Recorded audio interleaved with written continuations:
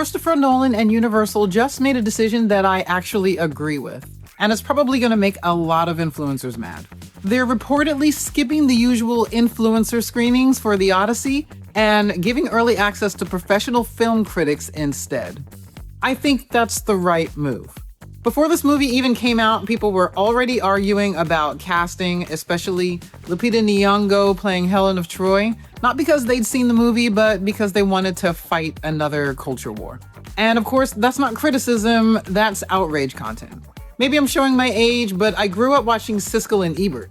Siskel wrote for the Chicago Tribune, and Roger Ebert wrote for the rival Chicago Sun-Times. They were actual newspaper critics before they became television personalities. And every week they'd sit down and just talk about directing, acting, writing, editing, and whether a movie actually worked. They disagree all the time, but they were talking about the movie. Today, too much online film commentary isn't really about movies anymore. It's about chasing the hottest take. Whether it's woke or anti-woke, Hollywood is dead, this actor ruined everything. That's the conversation before anyone has even bought a ticket.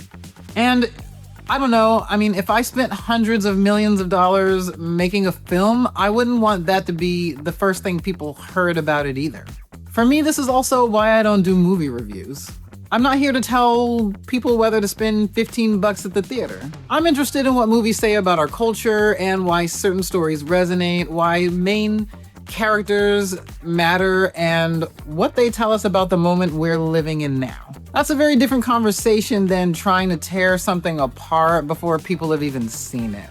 So I actually think Universal made the right call.